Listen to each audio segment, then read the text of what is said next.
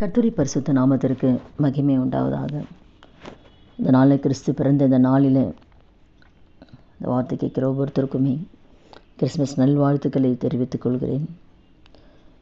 நாலு ஆண்டராகிய இயேசு ஏன் இந்த உலகத்தில் நமக்காய் பிறந்தார், பாவிகளை ரட்சிக்க கிறிஸ்து இயேசு உலகத்திற்கு வந்தார்னு சொல்லி நம்ம 1 தீமோத்தேயு 1:15 பார்க்குறோம்.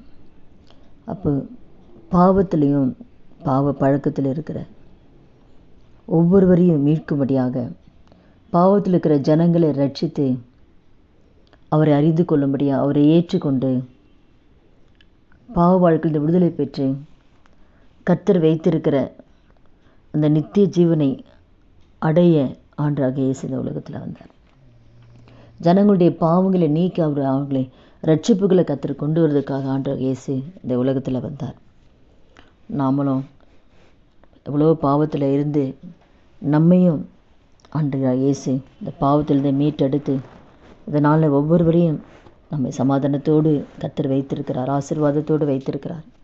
இந்த வார்த்தை கேட்குற ஒவ்வொருத்தர் வாழ்க்கையில் எந்த பிரச்சனை இருந்தாலும் சரி, வியாதியில் இருக்கிறீங்களா, இல்லை பிரச்சனைகளும் பாடுகளும் பாவத்திலையும் என்னால் இந்த பாவத்திலேருந்து வெளியில் வர முடியலேன்னு சொல்லி வேதனையோடு இருக்கிறீங்களா, அந்த பாவத்திலேருந்து மீட்டெடுக்க தான் ஆண்டவராகிய இயேசு இந்த உலகத்தில் வந்தார்.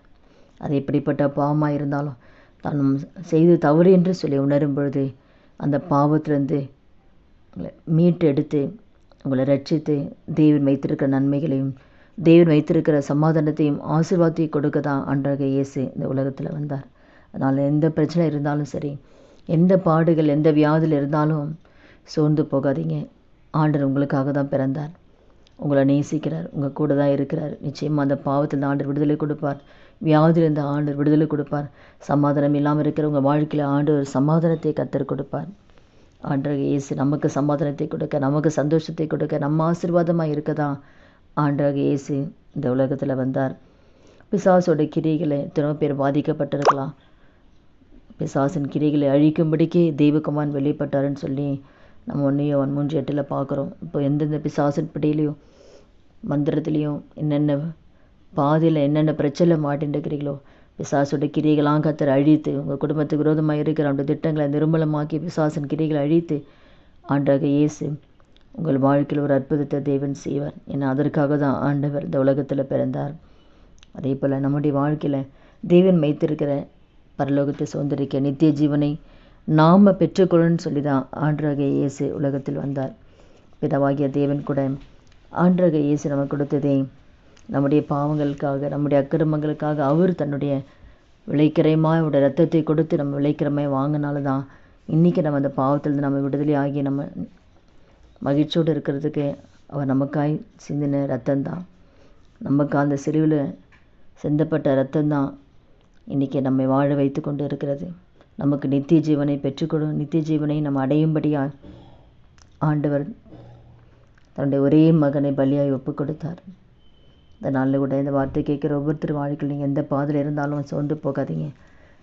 நிச்சயமாக கர்த்தர் உங்கள் வாழ்க்கையில் ஆண்டவராகிய இயேசு பிறக்கணும். முக்கியமாக இயேசு நம்ம இருதயத்தில் பிறக்கணும்.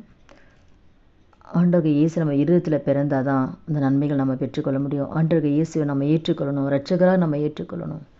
அந்த இரட்சகராக நம்ம ஏற்றுக்கொண்டு அவருக்கு நம்ம வாழ்க்கையை ஒப்பு கொடுக்கும்பொழுது தான் தேவன் வைத்திருக்கிற நன்மைகளையும் ஆசீர்வாதங்களையும் நம்ம பெற்றுக்கொள்ள முடியும்.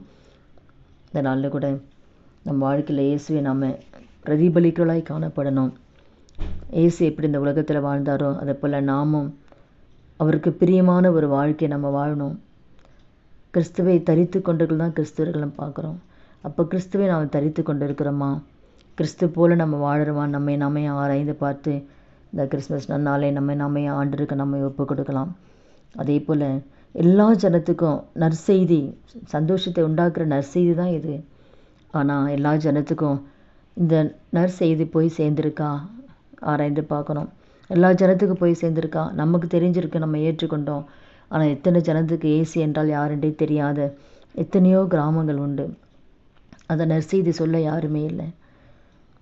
அதனால கூட எல்லா ஜனத்துக்கும் அந்த நற்செய்தி போய் சேரணுமே ஆண்டவரே, அதுக்கு என்னை ஒரு கருவியாக பயன்படுத்துங்கன்னு சொல்லி அந்த ஆண்டவராகிய இயேசுவை நாம் மற்றவர்களுக்கு சொல்ல நாம் அதற்காக இதனால் நம்ம ஒப்பு கொடுக்கலாம். இயேசுவை அறியாத ஜனங்களுக்கு இயேசுவை குறித்து நாம் அவர்களுக்கு அந்த நற்செய்தியை சொல்லி அவர்களை இந்த பாவத்திலிருந்து மீட்டெடுத்து அவர்களும் இயேசுவை சொந்த இரட்சகராக ஏற்றுக்கொண்டு நாம் அனுபவிக்கிற அந்த நன்மைகள் ஆசீர்வாதத்தை அவங்களும் சுதந்திரத்து கொள்ள நம்ம இதனால் நானும் அதில் ஈடுபட்டு அந்த காரியத்தை நான் சொல்வேன் ஆண்டவரே. நான் நற்செய்தி நான் மற்றவங்களுக்கு சொல்வேன்னு சொன்னதுனால நாமே ஒப்பு கொடுக்கலாமா? ஜெபிக்கலாம். துதிகள் மத்தியில் வாசம் செய்ய நல்ல தகப்பனே, இயேசுவின் நாமத்தில் சமூகத்தில் வருகிறோம் அப்பா. அந்த வார்த்தை கேட்குற ஒவ்வொருத்தர் வாழ்க்கையிலே ஆண்டவரே அப்பா, நானும் ஆண்டவரே அப்பா ஆமையை துதிக்கிறோம் ஆண்டவரே. எல்லா ஜனத்துக்கும் ஆண்டவரே அப்பா அந்த நற்செய்தியை நானும் அறிவிக்க எனக்கு ஒரு உதவி செய்யுங்க ஏசப்பா. இயேசுவை தரித்து கொண்டிருக்கலாய், கிறிஸ்துவை தரித்து கொண்டிருக்கலாய் ஆண்டவரே. நாங்கள் அந்த வார்த்தை கேட்குற ஒவ்வொருத்தரும் மாற கர்த்தர் உதவி செய்யுங்கப்பா. ஒவ்வொரு வருடம் கிறிஸ்மஸ் கொண்டாடுறது பெருசு இல்லை, ஆனால் கிறிஸ்துவை போல வாடுறோமான்றது தான் பெருசு ஆண்டவரே.